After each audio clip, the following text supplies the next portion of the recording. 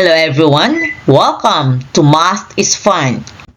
Every day we learn new things by looking at information around us, like our test scores, favorite snacks, or how many hours we sleep.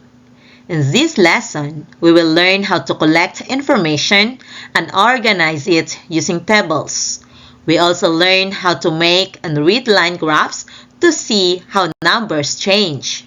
These fun tools will help us understand data and become smart problem solvers. Our learning goals at the end of the session, I can enumerate the different ways of collecting and organizing data.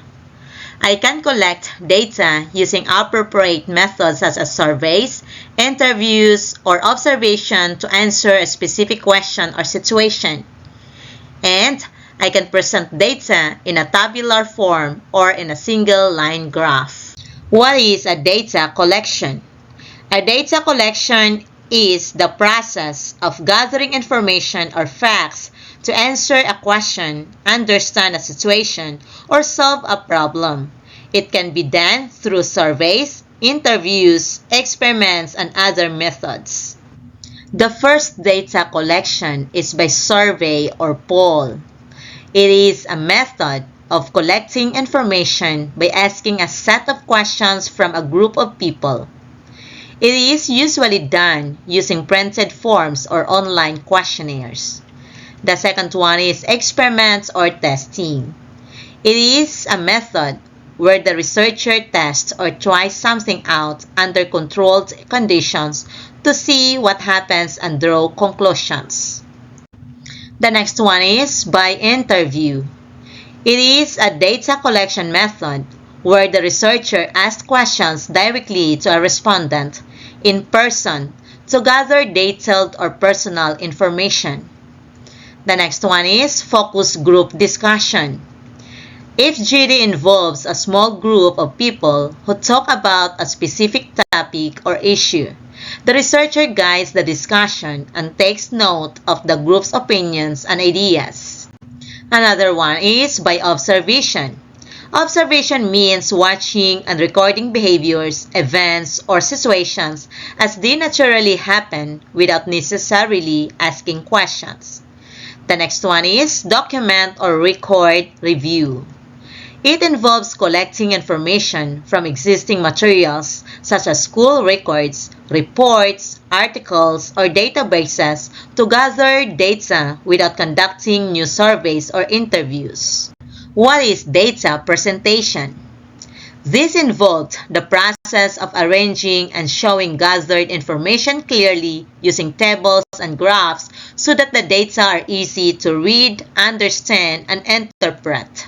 One way to present data is through table. It is a way of organizing data in rows and columns to make information easy to read and compare. For example, the school nurse wants to keep track of students' physical measurements for health monitoring. She listed students' name, height, and weight in a table. In this table, we have 3 columns. The first column is for the student's name. The second column is for their heights in centimeters. Third column is for their weight in kilograms.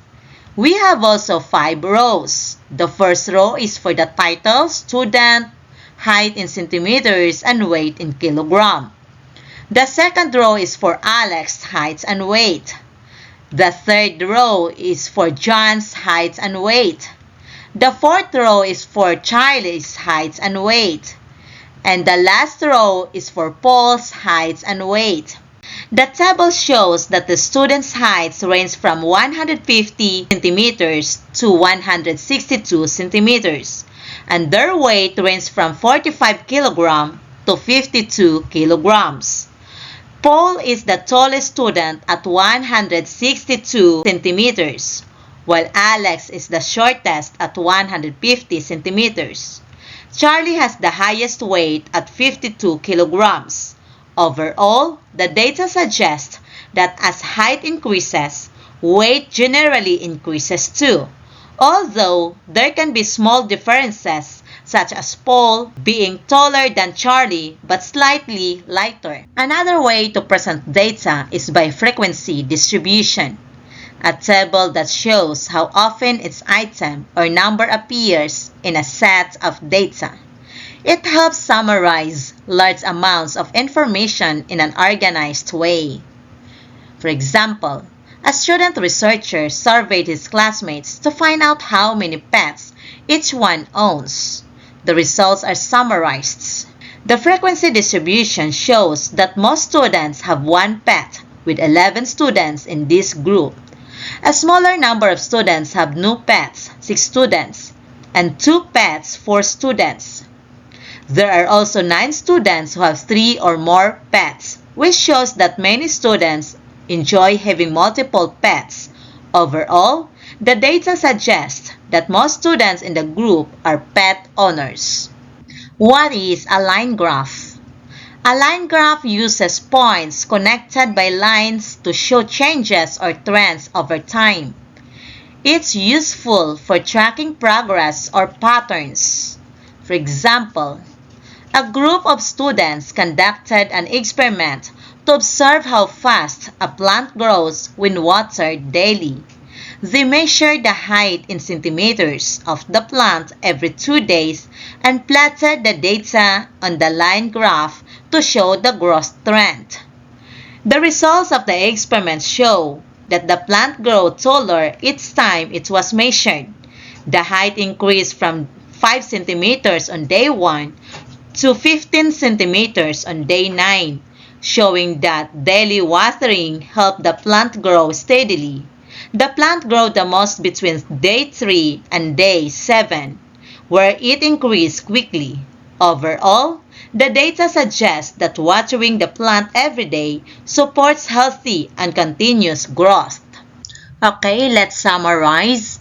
Different ways of collecting data: survey or polls, experiments or testing, interviews, focus group discussion, observation, and document or record review. Different ways of organizing and presenting data. First is tables, second one is frequency distribution, and the third one is line graph. And that's all for today's lesson. I hope you learned something new about collecting and presenting data. If you enjoyed this video, don't forget to like, share, and subscribe for more fun and easy lessons. Thank you for watching and see you in the next video.